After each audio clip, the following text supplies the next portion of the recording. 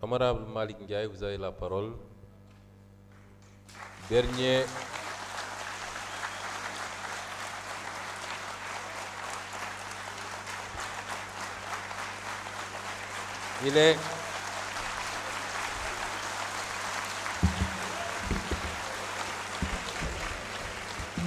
Il est le dernier orateur. Après, on ouvre la liste aux co-auteurs de la loi.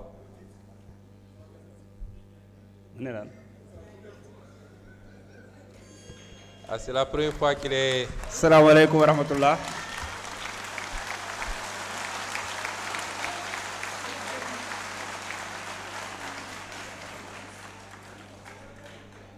Monsieur le Président,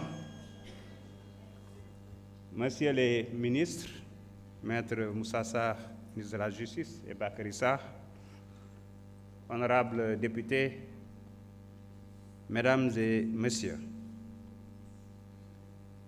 la réforme constitutionnelle que nous examinons aujourd'hui ne doit pas être analysée sous le prisme des passions politiques ou des intérêts partisans.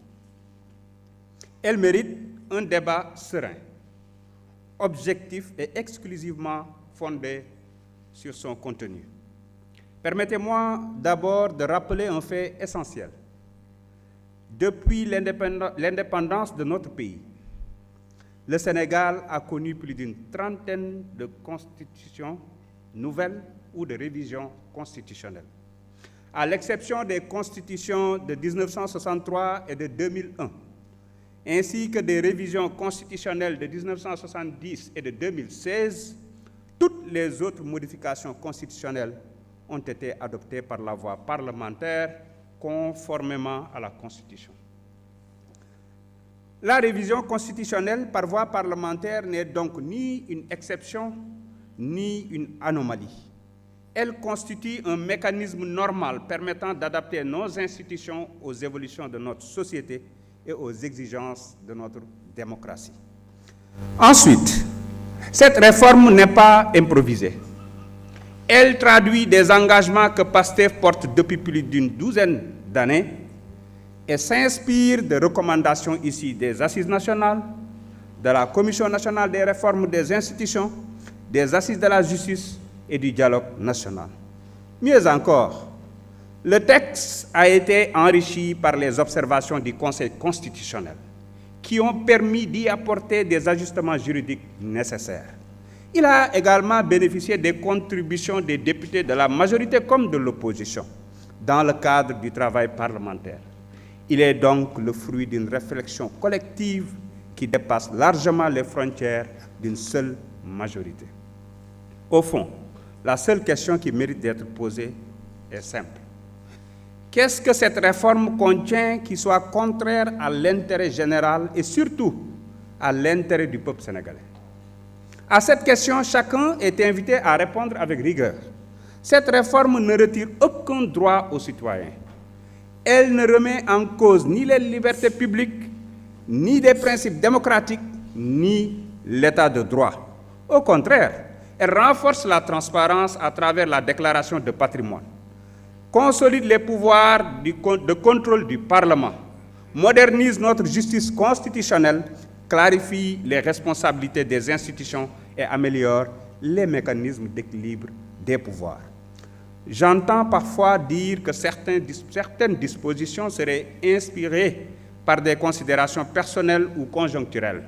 Je voudrais rappeler un principe fondamental du droit constitutionnel. Une constitution est par nature générale, abstraite et impersonnelle.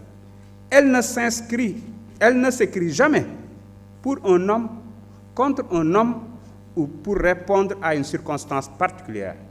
Elle s'applique à tous les titulaires des fonctions concernées, aujourd'hui comme demain. Il est également important de souligner que cette réforme intervient dans un contexte où nos institutions fonctionnent normalement. Il n'y a ni crise institutionnelle, ni vacances démocratiques. Le gouvernement gouverne, l'Assemblée nationale légifère et contrôle l'action gouvernementale.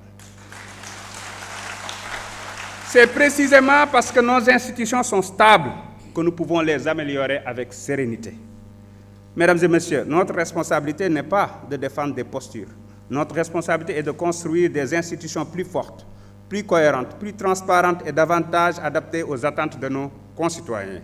Il est également important de rappeler que notre Constitution prévoit clairement la suite de la procédure. Après l'adoption de la loi de révision par l'Assemblée nationale, 2 options sont ouvertes au président de la République. Soit il promulgue la loi lorsqu'elle est adoptée à la majorité des 3/5 des suffrages exprimés, soit il décide de la soumettre au référendum. Dans cette seconde hypothèse, le peuple sera appelé à se prononcer exclusivement sur le texte adopté par l'Assemblée nationale, sans qu'aucune modification ne puisse être apportée. Il s'agit d'une garantie constitutionnelle qui assure la transparence et la sécurité juridique de la procédure. Je vous remercie.